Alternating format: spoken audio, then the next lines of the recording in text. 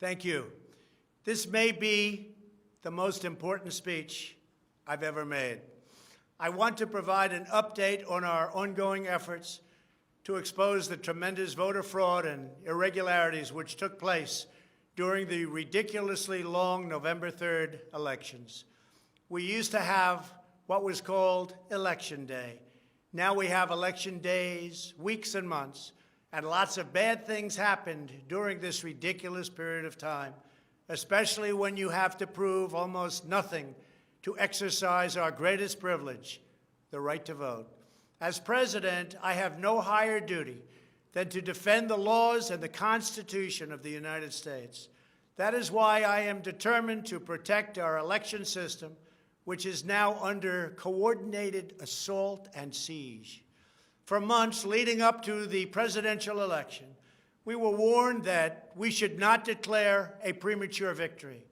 We were told repeatedly that it would take weeks, if not months, to determine the winner, to count the absentee ballots, and to verify the results.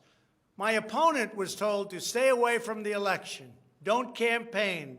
We don't need you. We've got it. This election is done. In fact, they were acting like they already knew what the outcome was going to be. They had it covered, and perhaps they did, very sadly for our country. It was all very, very strange. Within days after the election, we witnessed an orchestrated effort to anoint a winner, even while many key states were still being counted. The constitutional process must be allowed to continue. We are going to defend the honesty of the vote by ensuring that every legal ballot is counted and that no illegal ballot is counted. This is not just about honoring the votes of 74 million Americans who voted for me. It's about ensuring that Americans can have faith in this election and in all future elections. Today, I will detail some of the shocking irregularities, abuses, and fraud that have been revealed in recent weeks. But before laying out just a small portion of the evidence we have uncovered, and we have so much evidence, I want to explain the corrupt mail-in balloting scheme that Democrats systematically put into place that allowed voting to be altered, especially in swing states, which they had to win. They just didn't know that it was going to be that tough because we were leading in every swing state by so much, far greater than they ever thought possible. While it has long been understood that the Democrat political machine engages in voter fraud from Detroit to Philadelphia to Milwaukee, Atlanta, so many other places, what changed this year was the Democrat Party's relentless push to print and mail out tens of millions of ballots sent to unknown recipients with virtually no safeguards of any kind. This allowed fraud and abuse to occur on a scale never seen before. Using the pandemic as a pretext, Democrat politicians and judges drastically changed election procedures just months and in some cases weeks before the election on the 3rd of November. Very rarely were legislatures involved, and constitutionally they had to be involved. But very, very rarely, and you'll see that as we continue to file our suits, it's constitutionally absolutely incorrect what took place, even from a legal standpoint. Many states, such as Nevada and California, sent millions of live ballots to every person on their voter rolls, whether those individuals had requested ballots or not, whether they were dead or alive. They got ballots. Other states, such as Minnesota, Michigan, and Wisconsin, instituted universal absentee balloting right in the middle of an election year, sending absentee ballot request forms to all voters on all rolls. It didn't matter who they were. This colossal expansion of mail-in voting opened the floodgates to massive fraud. It's a widely known fact that the voting rolls are packed with people who are not lawfully eligible to vote, including those who are deceased, have moved out of their state and even are non-citizens of our country. Beyond this, the records are riddled with errors, wrong addresses, duplicate entries, and many other issues. This is not disputed. It has never been disputed. Dozens of counties in the key swing states have more registered voters on the rolls than they have voting-age citizens, including 67 counties in Michigan. All of this is evidence. In Wisconsin, the state's Board of Elections could not confirm the residency of more than 100,000 people, but repeatedly refused to remove those names from its voter rolls before the election.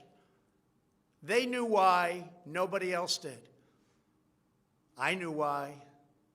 They're illegal voters. It is a travesty that in the year 2020, we do not have any means of verifying the eligibility of those who cast ballots in an election, and such an important election it is, or determining who they are, whether they live in the state, or whether they are even American citizens.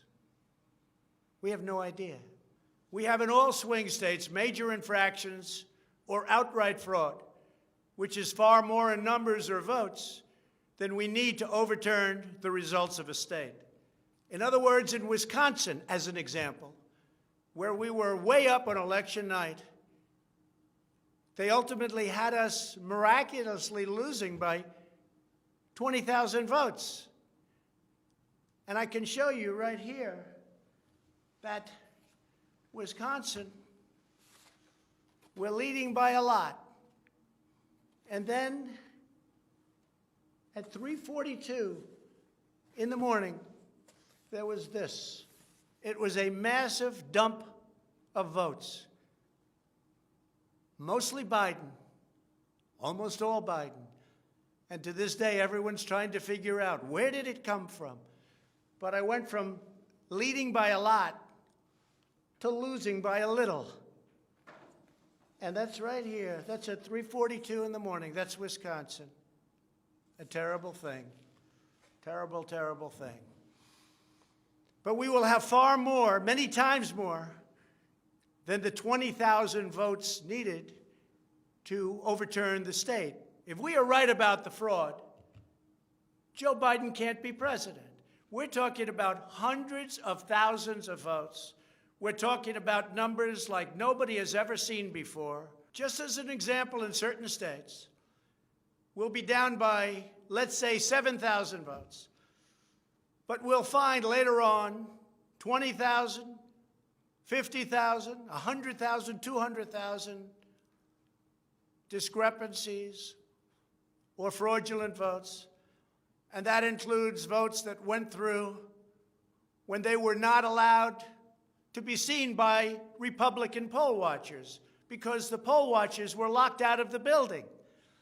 Or people that innocently came to vote on November 3rd who were all excited about their vote. They were happy. They were proud to be citizens of the United States of America. And they went up and they said, I'd like to vote. And they were told that they can't vote. I'm sorry, they were told. I'm sorry. You've already voted by mail-in ballot. Congratulations. We received a ballot, so you can no longer vote.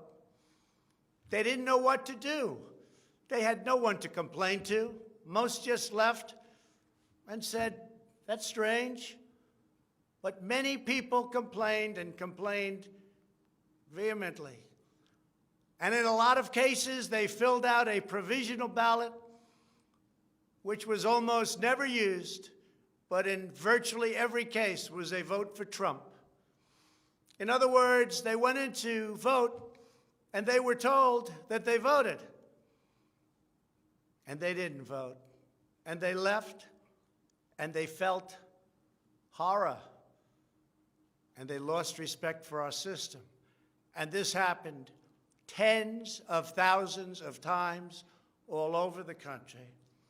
That's how desperate the Democrats were. They would fill out ballots of people, not even knowing if these people were going to show up. And when they did show up, they said, sorry, you've already voted. And on top of everything else, we have a company that's very suspect. Its name is Dominion. With the turn of a dial or the change of a chip, you can press a button for Trump and the vote goes to Biden. What kind of a system is this? We have to go to paper. Maybe it takes longer, but the only secure system is paper. Not these systems that nobody understands, including, in many cases, the people that run them, although unfortunately, I think they understand them far too well. In one Michigan county, as an example, that used Dominion systems, they found that nearly 6,000 votes had been wrongly switched from Trump to Biden. And this is just the tip of the iceberg. This is what we caught. How many didn't we catch? Are there hundreds of other examples throughout the country? Are there thousands? We just got lucky, and they called it a glitch. But we found numerous glitches that evening. 96% of the company's political donations went to Democrats, not surprisingly. And frankly, when you look at who's running the company, who's in charge, who owns it, which we don't know, where are the votes counted, which we think are counted in foreign countries, not in the United States, Dominion is a disaster.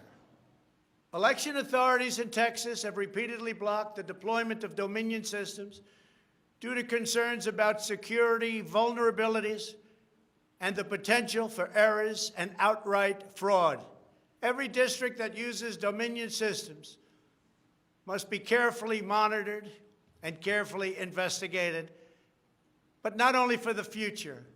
Right now, we're worried about the present and what went on with an election that we won without question. Under my lead, the Republicans won almost every state house in the United States, which they weren't expected to do. We won up to 16 seats in the House. The numbers are still being tabulated because there are 9 seats that nobody really knows. They don't know. They're still, 2 weeks later, still under consideration because it's a mess. Republicans were supposed to lose many seats, and instead they won those seats in the House. And a very important election that's coming up will determine whether or not we hold the Senate. David Perdue and Kelly Loeffler are 2 tremendous people. Unfortunately, in Georgia, they're using the same horrible Dominion system. And it's already been out that hundreds of thousands, think of it, hundreds of thousands of absentee ballots have been requested. You check it out, who's requesting those ballots.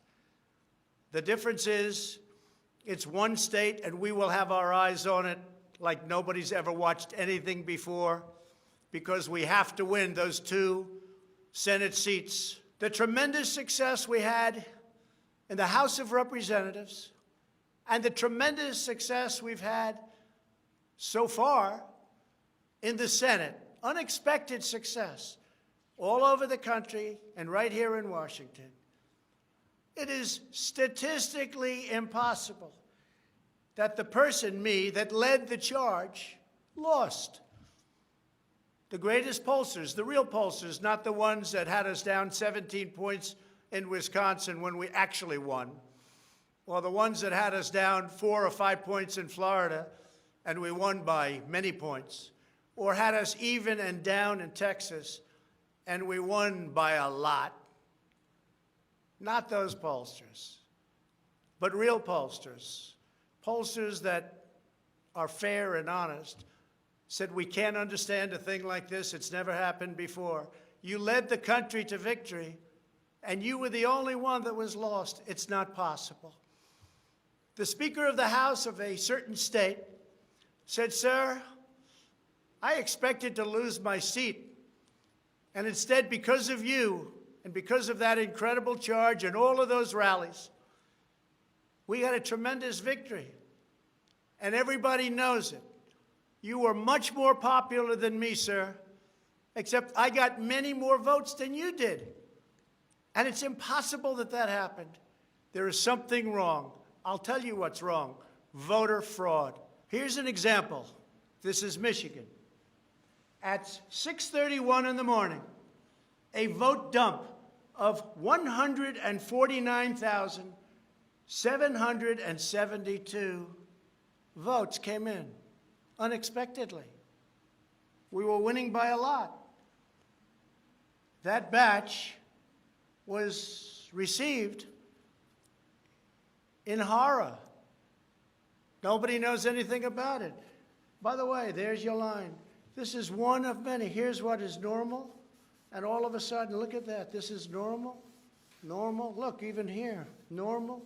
And then boom, all of a sudden, I go from winning by a lot to losing a tight race. It's corrupt. Detroit is corrupt. I have a lot of friends in Detroit. They know it. But Detroit is totally corrupt.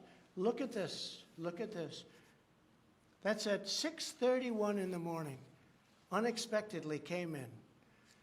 In the recent recount in Georgia, which means nothing because they don't want to check signatures. And if you're not going to check signatures in Georgia, it doesn't work. But we have a Secretary of State and a governor who made it very difficult to check signatures. Why? You'll have to ask them. But without a signature match or check, it doesn't matter. They found thousands and thousands of votes that were out of whack, all against me. This was during a recount that I didn't even think mattered. They found many thousands of votes, and that recount didn't matter. The one that matters is the one that's going on now. That because of the fact it's so close, they had to, by law, give another recount. But the recount has to be a recount where they check the signatures. Otherwise, they're just checking the same dishonest thing. It won't matter. In this case, the signatures on envelopes are the only thing that is relevant. We will compare the signature on the envelope to the signatures from past elections, and we will find that many thousands of people signed these ballots illegally. The Democrats had this election rigged right from the beginning. They used the pandemic, sometimes referred to as the China virus, where it originated, as an excuse to mail out tens of millions of ballots, which ultimately led to a big part of the fraud, a fraud that the whole world is watching.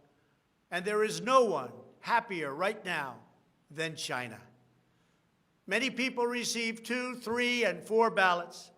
They were sent to dead people by the thousands. In fact, dead people, and we have many examples, filled out ballots, made applications, and then voted, which is even worse. In other words, dead people went through a process. Some have been dead for 25 years. Millions of votes were cast illegally in the swing states alone. And if that's the case, the results of the individual swing states must be overturned, and overturned immediately. Some people say that's too far out. That's too harsh. Well, does that mean we take a president, and we've just elected a president, where the votes were fraudulent? No, it means you have to turn over the election. And everybody knows, without going much further, and they've seen the evidence, but they don't want to talk about it, what a disaster this election was. A total catastrophe. But we're going to show it, and hopefully the courts, in particular, the Supreme Court of the United States, will see it. And respectfully, hopefully they will do what's right for our country. Because our country cannot live with this kind of an election. We could say, let's go on to the next one. But no, we have to look also at our past. We can't let this happen. Maybe you'll have a revote, but I don't think that's appropriate. When those votes are corrupt, when they're irregular, when they get caught, They're terminated, and I very easily win. In all states, I very easily win these swing states, just like I won them at 10 o'clock in the evening of the election. So we're not looking to show you 25 faulty or fraudulent votes, which don't mean anything because it doesn't overturn the state, or 50 or 100. We're showing you hundreds of thousands, far more than we need, far more than the margin, far more than the law requires. We can show many times what is necessary to win the state. The media knows this, but they don't want to report it. In fact, they outright refuse to even cover it because they know the result if they do. Even what I'm saying now will be demeaned and disparaged, but that's okay. I just keep on going forward because I'm representing 74 million people, and in fact, I'm also representing all of the people that didn't vote for me. The mail-in voting scam is the latest part of their 4-year effort to overturn the results of the 2016 election, and it's been like living in hell.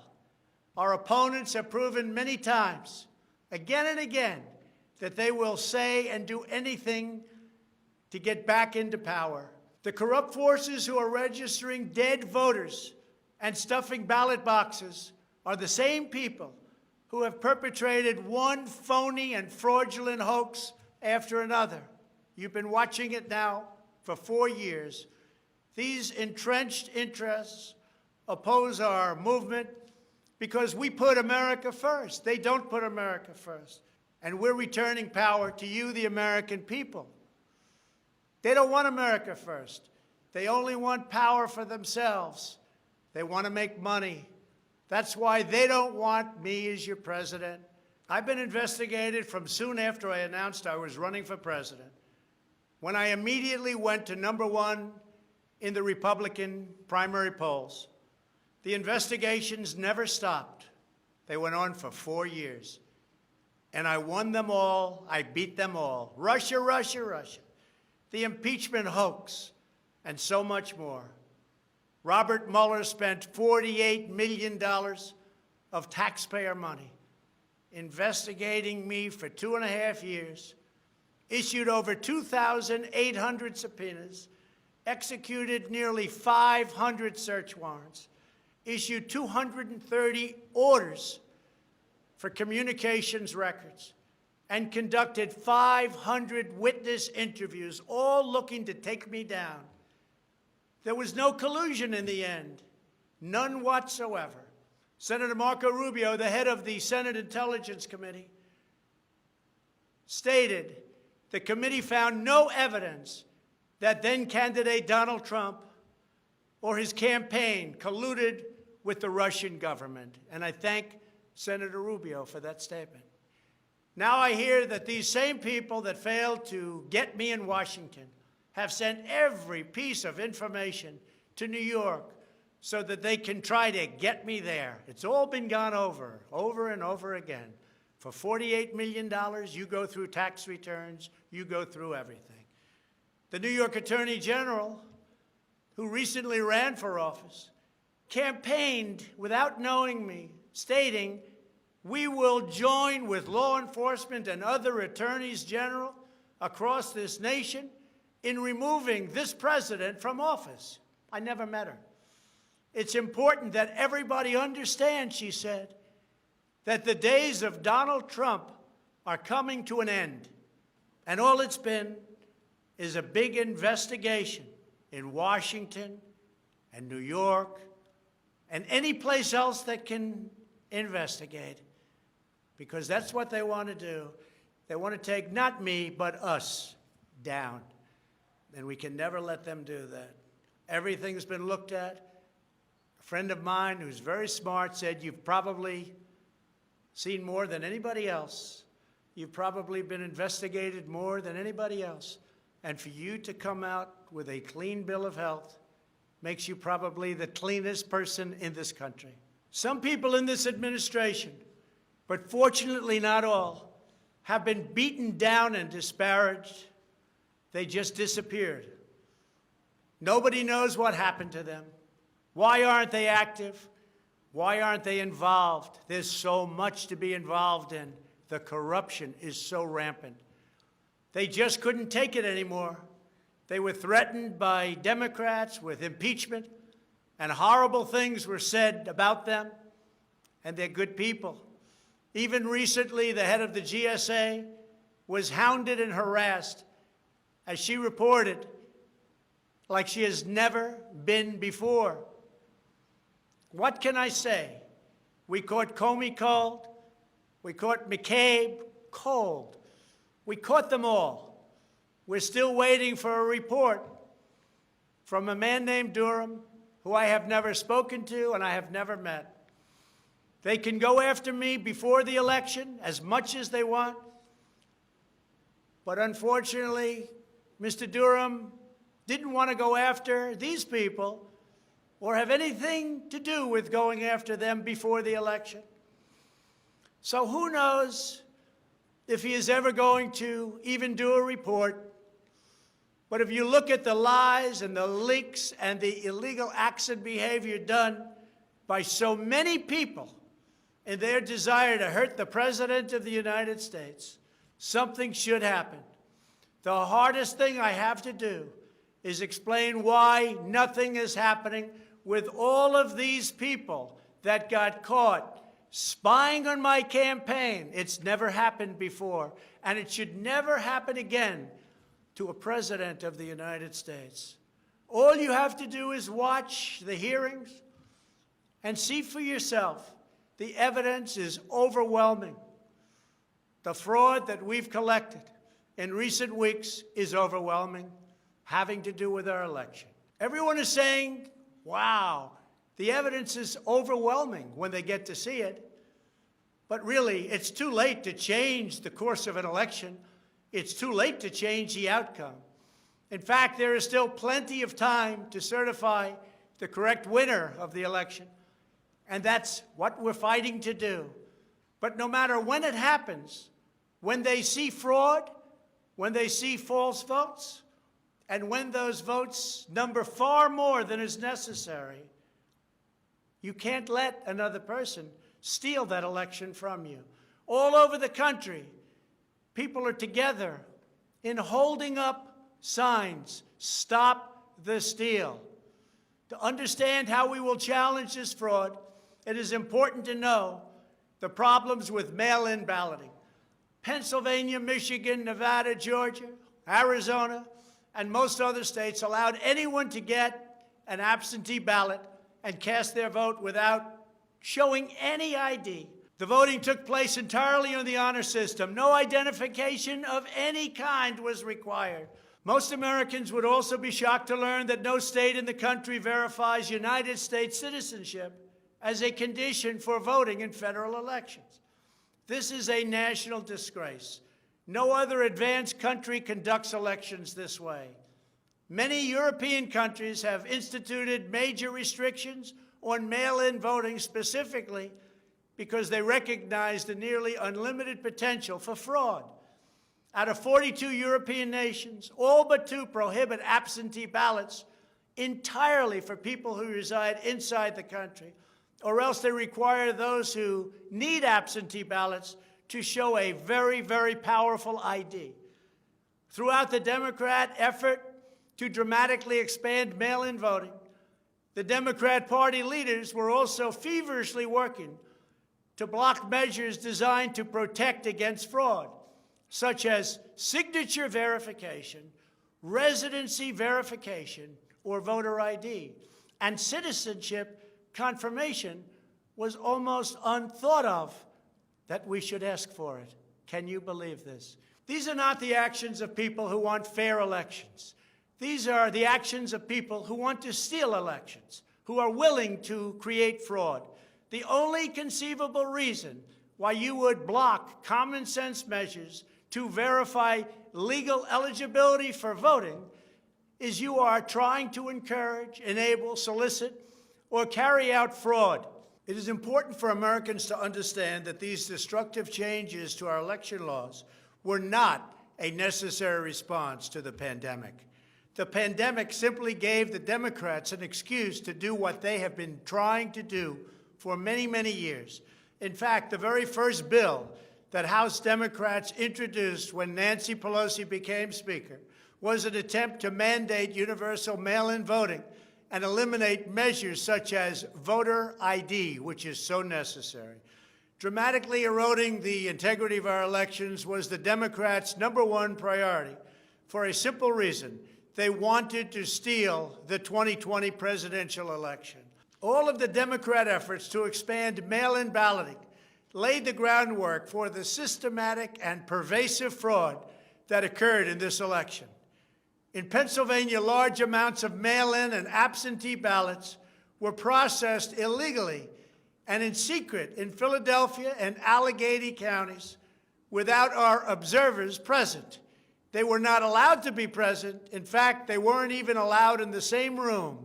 They were thrown out of the building, and they looked from outside in, but they had no way of even seeing because there were no windows, and the windows that were there were boarded up. Democrats even went to the Pennsylvania Supreme Court to block observers from receiving access. There is only one possible reason that the corrupt Democrat political machine would oppose transparency during the vote counting. It's because they know they are hiding illegal activity. It's very simple. This is an egregious, inexcusable, and irreversible harm that stains the entire election. Yet this unprecedented practice of excluding our observers, our vote watchers, as some people call them, occurred in Democrat-run cities and key states all across the nation. Here are just some of the additional facts that we've uncovered. Many voters all across Pennsylvania received 2 ballots in the mail, and many others received mail-in ballots for which they never applied. So many got ballots, they didn't even know what they were for. And again, so many received more than 1 ballot, in some cases more than 2 ballots. And they happened to be, for the most part, Democrats. In Fayette County, Pennsylvania, multiple voters received ballots that were already filled out. They didn't know what happened. In Montgomery County, Pennsylvania, a poll watcher overheard unregistered voters being told to return later to try to vote under a different name. Tens of thousands of voters across Pennsylvania were treated differently based on whether they were Republicans or Democrats. Voters who submitted flawed ballots in some Democrat precincts were notified and asked to fix their ballots, while Republican precincts, and in particular Republican voters, were not so notified, which plainly violates the Equal Protection Clause of the United States Constitution. If you are a Democrat, we're going to fix up your ballot, make sure it's perfect. If you are a Republican, don't even talk about it. In Michigan, a career employee of the city of Detroit witnessed city workers coaching voters to vote straight Democrat while accompanying them to watch who they were voting for, violating the law and the sanctity of the secret ballot. You can't do that. The same worker says she was instructed not to ask for any ID and not to attempt to validate any signatures.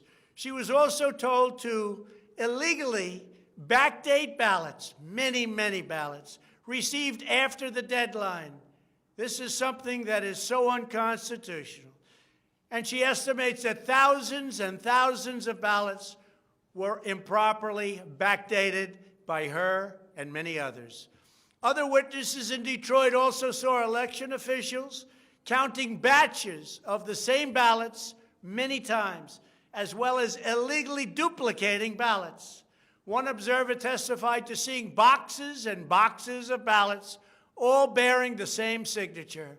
Another observer in Detroit gave sworn testimony that he saw countless invalid ballots that did not belong to properly registered voters, and then witnessed election workers in Wayne County entering fake birth dates into the system in order to illegally count them. Witnesses have signed sworn affidavits. In other words, you go to jail if you lie. testifying that after election officials announced the last absentee votes had been received, a batch of tens of thousands of ballots arrived, many without envelopes, all voting for Democrats. In Wisconsin, a record number of voters were categorized as indefinitely confined, a status reserved for severely disabled individuals, also for the elderly, that allow them to vote without showing ID. Last year, approximately 70,000 people claimed this status statewide. This year, the number miraculously was nearly 250,000 voters after election officials in Milwaukee and Dane counties, a couple of the most corrupt political places in our country, urged citizens to improperly register under this status. And register they did in levels that don't exist. In Wisconsin, there are approximately 70,000 absentee ballots that do not have matching ballot applications as required by law.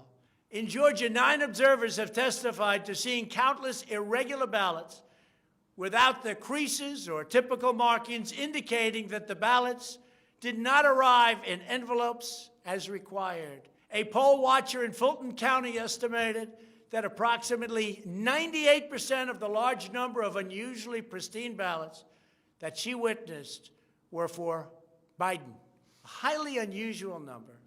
In addition, thousands of uncounted ballots were discovered in Floyd, Fayette, and Walton counties weeks after the election, and these ballots were mostly from Trump voters. They weren't counted. They were from Trump voters. In Detroit, everybody saw the tremendous conflict and the horrible way that the 2 Republican canvassers were treated, so horribly, because they wouldn't vote when they saw that 71% of the precincts didn't balance. And also, there were more votes than there were voters. Think of that. You had more votes than you had voters. That's an easy one to figure. And it's by the thousands. In Arizona, in-person voters whose ballots produced error messages from tabulation machines were told to press a button that resulted in their votes not being counted. Also in Arizona, the Attorney General announced that mail-in ballots had been stolen from mailboxes and hidden under a rock. In Clark County, Nevada, where most of the state's voters reside, the standards for matching a signature using the signature verification machine were intentionally lowered to allow large numbers of ballots to be counted that otherwise would never have passed muster. This machine was set at the lowest level. According to one report, in order to test the process, 9 voters in Clark County cast ballots with intentionally incorrect signatures, and 8 of the 9 ballots were accepted and counted. They said you could sign your name as Santa Claus, and it would be accepted. Last week, the Clark County Commission threw out the results of a local election after the registrar reported finding, quote, discrepancies that we can't explain. Also in Nevada, some voters were entered into a raffle for more than a dozen gift cards worth as much as $250 if they could prove they had voted. This took place on Indian reservations. One of the most significant indications of widespread fraud is the extraordinarily low rejection rates for mail-in ballots in many key states. These are the states that I had to win. In swing state after swing state, the number of ballots rejected has been dramatically lower than what would have been expected based on prior experience. That means years and years of voting. In Georgia, just 0.2%, that's substantially less than 1%, of mail-in ballots have been rejected. In other words, almost none have been rejected. They took everything. Nothing was rejected practically, compared to 6.4% in 2016, and there are those that think that 6.4 was a low number. So think of it, almost none were rejected, and the previous election, 6.4% were rejected. We have seen similar declines in Pennsylvania, Nevada, and Michigan.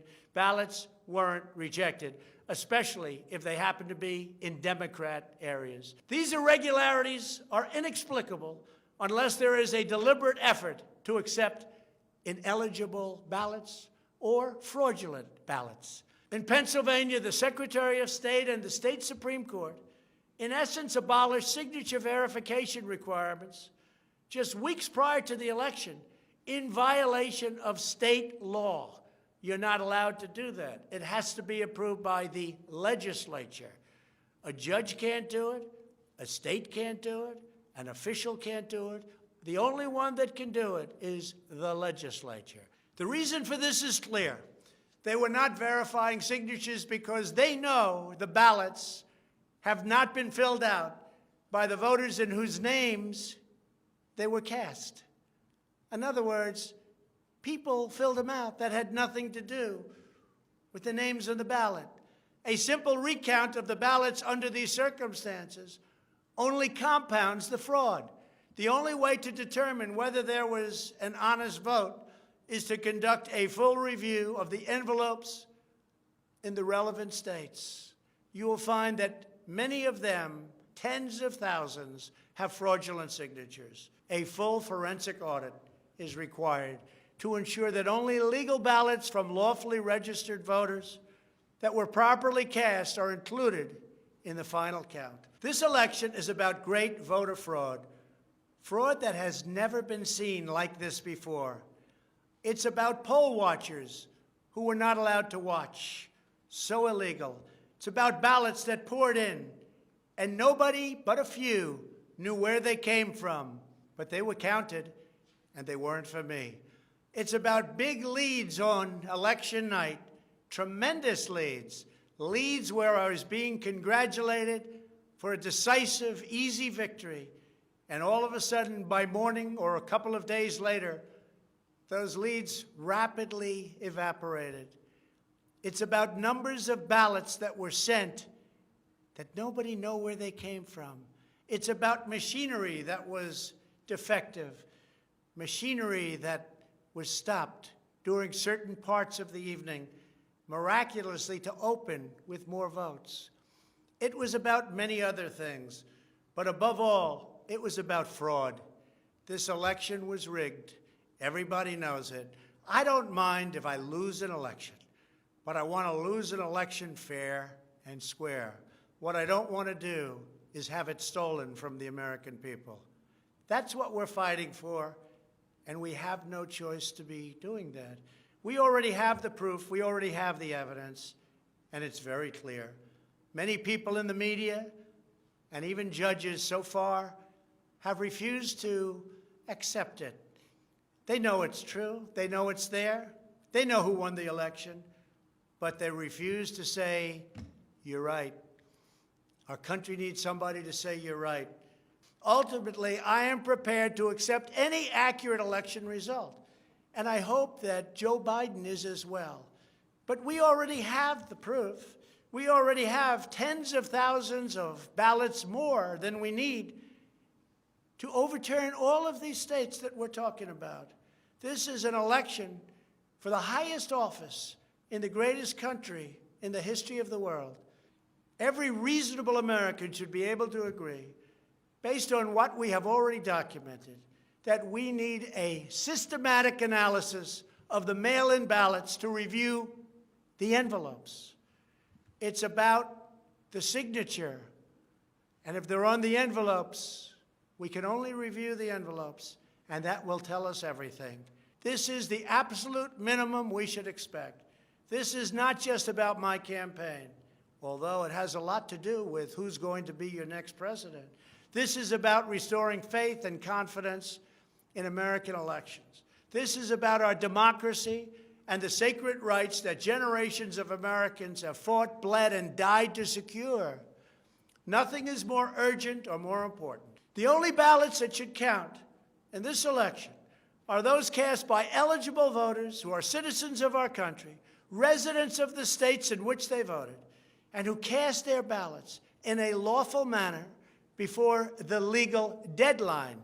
Moreover, we must never again have an election in which there is not a reliable and transparent system to verify the eligibility, identity, and residency of every single person who casts a ballot, a very, very cherished ballot. Many very smart people have congratulated me on all we've done. The biggest tax cuts in history, regulation cuts, the biggest in history. We rebuilt our military. We took care of our vets like never before. Space Force, and so much more. But then they went on to say, as big and as important as these events were, the single greatest achievement in your presidency will be exactly what you're doing right now, voter integrity for our nation. It's more important than any of the things that we discussed. If we don't root out the fraud, the tremendous and horrible fraud that's taken place in our 2020 election, we don't have a country anymore. So with the resolve and support of the American people, we will restore honesty and integrity to our elections, and we will restore trust in our system of government. Thank you, God bless you, and God bless America.